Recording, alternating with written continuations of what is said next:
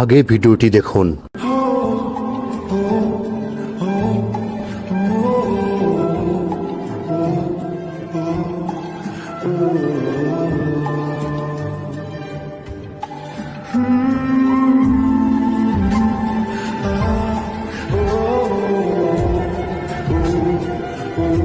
কেউ ফ্যামিলিতে সমস্যা না? শুনো ভাই, ফ্যামিলিরই সমস্যা মৃত্যুর আগ পর্যন্ত থাকবো, তাই বলে এত ভাঙ্গা পড়লে হইব? তুমি যেন বসে কান্না করতেছ।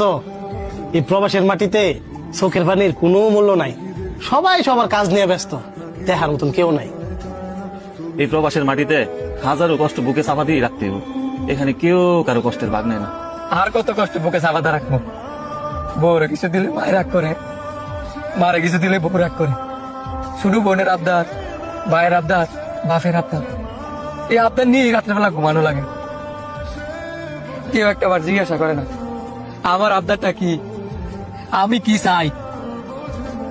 এই যে একটা ঈদ আইছি, সবার কিনাকাটা লেগে তেয়া বেড়াইছি, নিজের লেগে দুইটা রাখছি না, এরপরও কারো মন ভরাইতে পারি নাই।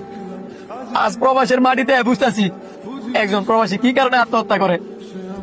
এই যে কাজের মধ্যে একটু ভুলেলে কুফিলে লাত্তি মারে, কষ্ট হইলে ওই কষ্ট সহ্য করে নিতাম পারি। এই যে বন্ধুরা কষ্ট দেয়, ওই কষ্ট সহ্য করে নিতাম পারি। এই যে আত্মীয় স্বজন কষ্ট দেয়, ওই কষ্ট সহ্য করে নিতাম পারি। কিন্তু যে ফ্যামিলির লেগা এই প্রবাসের মাটিতে এত কষ্ট করতেছি, ওই ফ্যামিলি থেকে যদি কষ্ট দেয়, ওই কষ্ট আমি কেমনে সহ্য করে নিবো ভাই? আপনি কর,